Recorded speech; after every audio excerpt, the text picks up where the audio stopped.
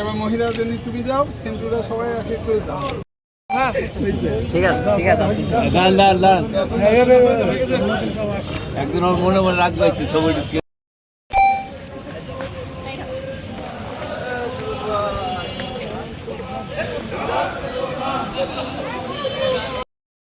মাতৃভাষা দিবস 52 শহীদের রক্তের বিনিময়ে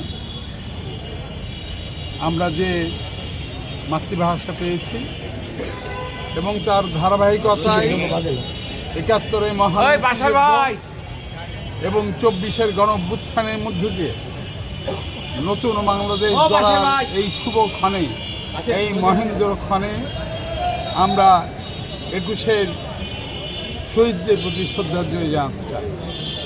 পাশাপাশি নতুন বাংলাদেশ বিনির্মাণের ক্ষেত্রে মহান ভাষা আন্দোলনের শহীদ, ৭১ রণাঙ্গনের মহান মুক্তিযুদ্ধ এবং ২৪ গণ অভ্যুত্থানের মধ্যে দিয়ে গড়ে উঠেছে চেতনা, যে চেতনায় সমৃদ্ধ হয়ে আমরা এদেশকে জনগণের রাষ্ট্রে পরিণত করতে চাই।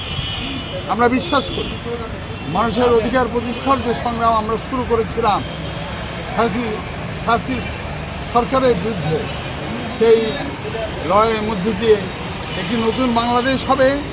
মানুষের অধিকার প্রতিষ্ঠা, মানুষের বাক স্বাধীনতা সহ মানুষের রুটি ভাত কাপড়ের এবং গণতান্ত্রিক সমাজ নির্মাণের স্বপ্নকে আমরা বাস্তবায়ন করব।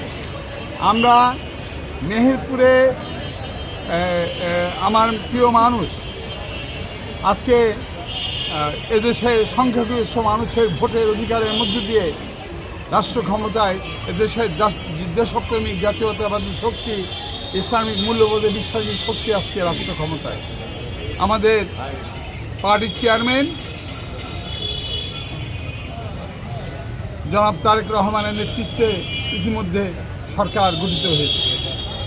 মাননীয় প্রধানমন্ত্রী এদেশের মানুষের কল্যাণে তার কর্মসূচি বাস্তবায়নের শুভ পদক্ষেপ নেওয়া শুরু করেছেন। আমরা বিশ্বাস করি মেহেরপুরে মানুষের এই শুভক্ষণে আমরা যে প্রতিশ্রুতি মানুষকে দিয়েছি, আমরা যে ৩১ দফা কর্মসূচির কথা বলেছি, সেই কর্মসূচি অবশ্যই আমরা বাস্তবায়ন করব এবং মেহেরপুর মানুষের কল্যাণের জন্য যে প্রতিশ্রুতি আমরা দিয়েছিলাম সেই প্রতিশ্রুতি আমরা রক্ষা করব।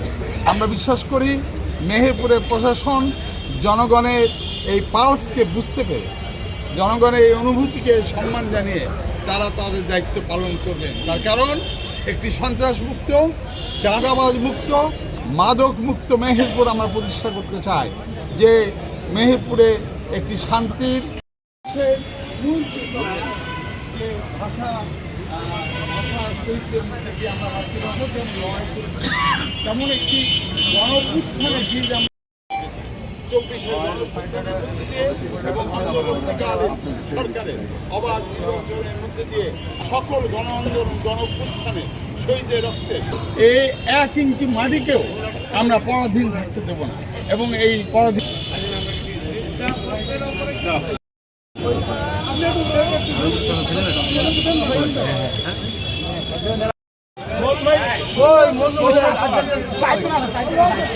ডাক্তার